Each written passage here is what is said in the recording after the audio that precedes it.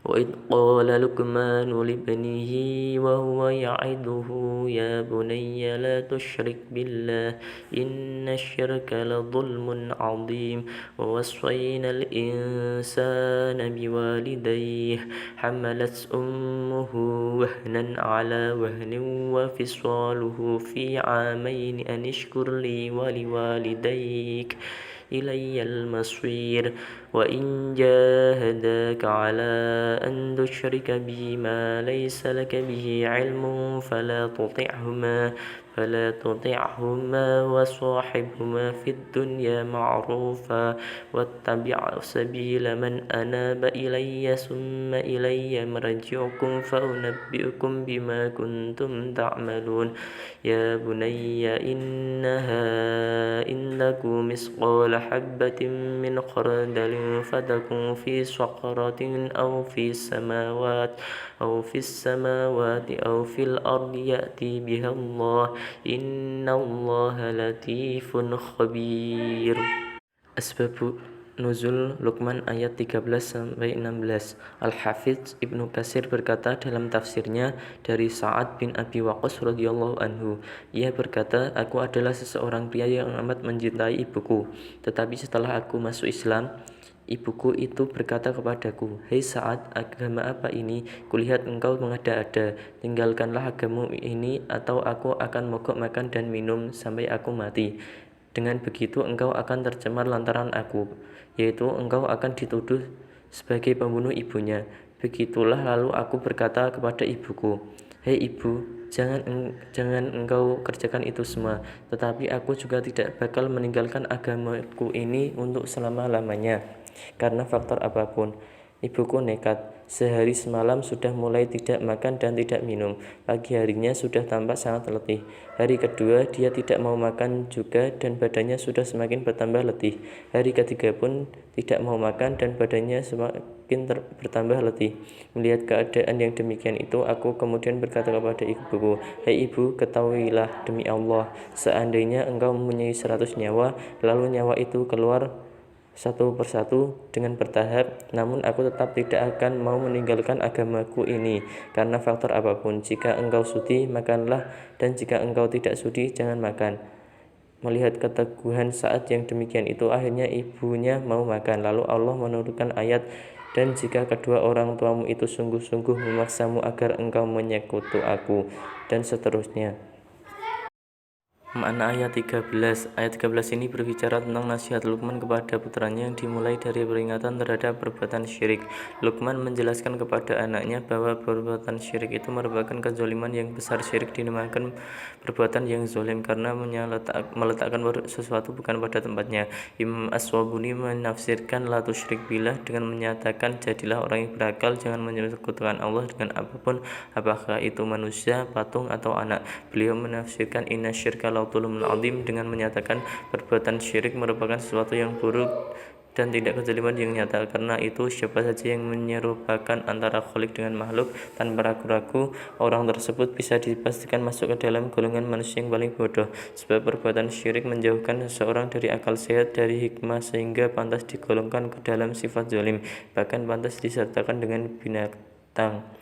Kata yaiduhu terambil dari kata ada, yaitu nasihat menyangkut berbagai kebajikan dengan cara yang menyentuh hati. Ada juga yang mengartikan sebagai ucapan yang mengandung peringatan dan ancaman. Penyebutan kata ini yakni tidak membentak, tetapi penuh kasih sayang yang sebagaimana dipahami dari panggilan mesra kepada anak. Sedangkan ulama memahami kata ada dalam arti ucapan yang mengandung peringatan dan ancaman, berpendapat bahwa kata tersebut mengisyaratkan bahwa anak Luqman itu adalah seorang musyrik, sehingga sang ayah mengandung hikmah itu terus-menerus menasihatinya sampai akhir sang anak mengakui tauhid.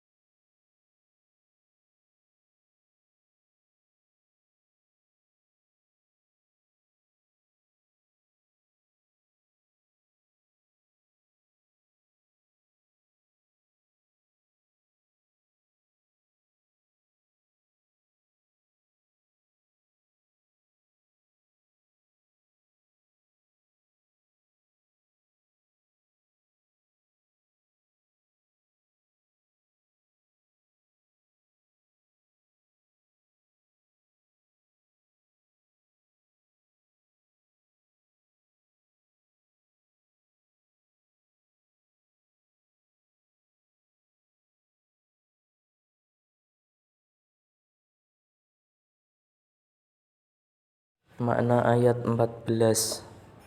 Allah mewajibkan kepada semua manusia agar patuh dan taat kepada orang tua, karena seorang ibu itu mengandung dengan segala kepayahan dan kesulitan. Seorang ibu pun menyusui sampai berusia 2 tahun.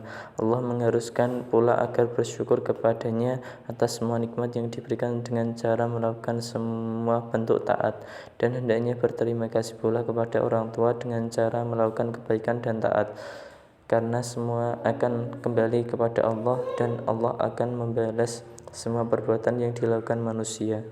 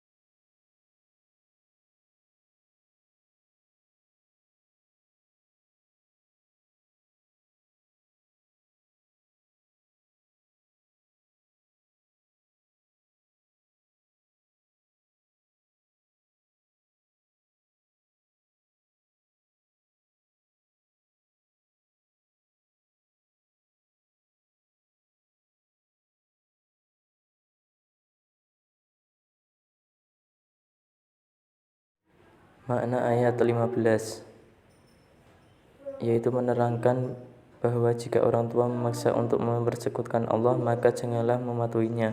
Setiap perintah untuk melakukan maksiat maka tidak boleh ditaati. Namun demikian, jangan memutuskan hubungan silaturahmi dengan tetaplah menghormatinya sebagai orang tua. Berbaktilah kepada mereka selagi tidak menyimpang dari ajaran agama, dan bergaulah dengan mereka menyangkut keduniawian, bukan akikoh.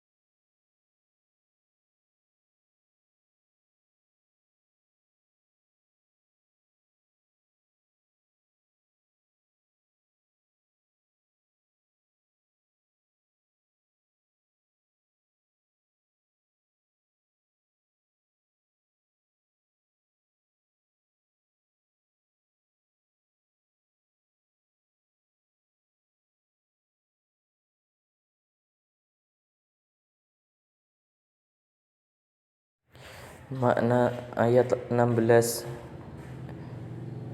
meskipun perbuatan buruk dan baik hanya seberat biji saja, pastilah tidak akan luput dari pandangan Allah. Kebaikan dan keburukan itu pastilah akan terungkap jelas di hari kiamat kelak, dan bagi yang berbuat kebaikan pastilah diganjar dengan kebaikan pula. Begitu pula dengan keburukan. Allah itu maha lembut dan Dia selalu memberi jalan keluar bagi para hambanya dengan cara yang baik. Allah Subhanahu wa Ta'ala juga maha mengawasi dan tidak satupun yang luput dari hadapannya.